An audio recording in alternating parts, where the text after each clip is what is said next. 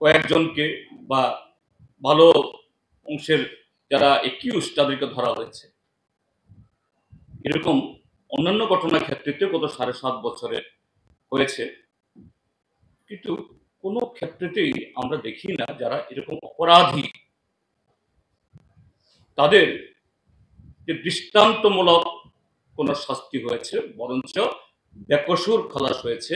কেননা তাদের একটাই গুণ, তারা শাসক দলের কেউ কেটা। এদের অনেকেরই ছবি রাজ্যের মাননীয় মুখ্যমন্ত্রী এবং মন্ত্রী, বিধায়ক, নেতাদের, তাদের সাথে এই সমস্ত দেবতুল্য লোকদেরকে দেখা যায়। স্বাভাবিক, পুলিশের তদন্ত আর এগোয় না। এ সম্পর্কে আমাদের বক্তব্য একসাথে আসছি পড়ে। দ্বিতীয় ঘটনা, আমার মনে হয় স্বাধীন ভারতবর্ষের ইতিহাসে যে এরকম ঘটনা কোথাও হয়েছে যে ত্রিপুরাজ্যের মধ্যে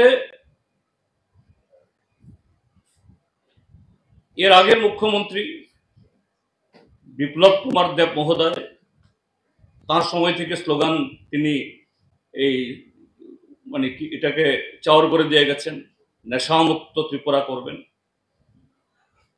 তার উত্তরসূরি বর্তমান মাননীয় মুখ্যমন্ত্রী ডক্টর মানিক সাহ প্রায় প্রতিদিন বলেন, কেউ জিজ্ঞেস করলেও বলেন, না জিজ্ঞেস করলেও বলেন নেশামুক্ত ত্রিপুরা, উজ্জ্বল ত্রিপুরা, কত রকমের। কিন্তু একই সাথে দেখা যায় বিধানসভাতে অবধি প্রশ্ন উত্তর এসছে লিখিতভাবে,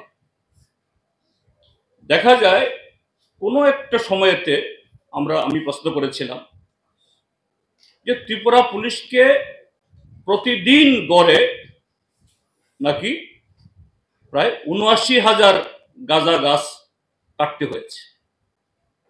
যে পিরিয়ড আমি দিয়েছিলাম সেই পিরিয়ড, আর কখনো রেল স্টেশনে, কখনো বাস স্টেশনে, কখনো এই ধর্মনগর থেকে, এই আসাম থেকে ত্রিপুরার যে সমস্ত ট্রাক আসে, গাড়ি আসে বা এখান থেকে যায়,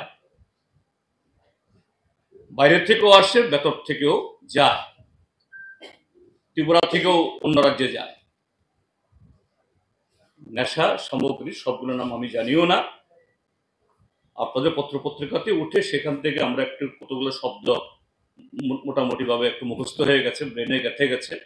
কি ইয়াবা, কেউ বলেন শুকনা, কেউ বলেন তরল, এবং এগুলোর দাম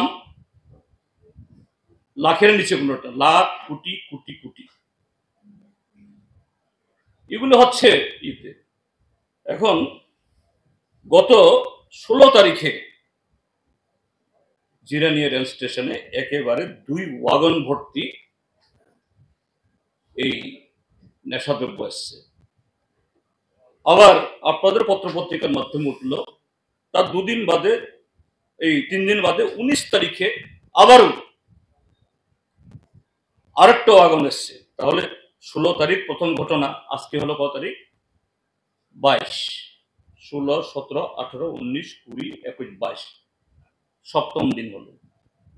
19 তারিখ আরেকটা এসছে, 19, 20, 21, 22, 4 দিন হলো।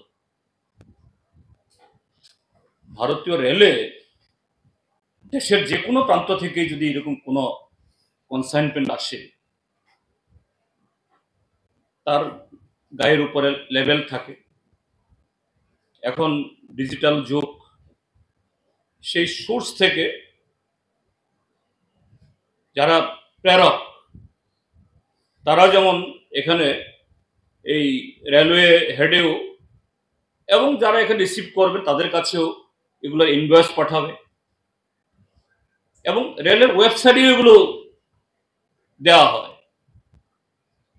কিন্তু আমাদের ত্রিপুরা রাজ্যের খুবই দুর্ভাগ্যের সাথে বলতে হয় যে পুলিশ রাষ্ট্রপতি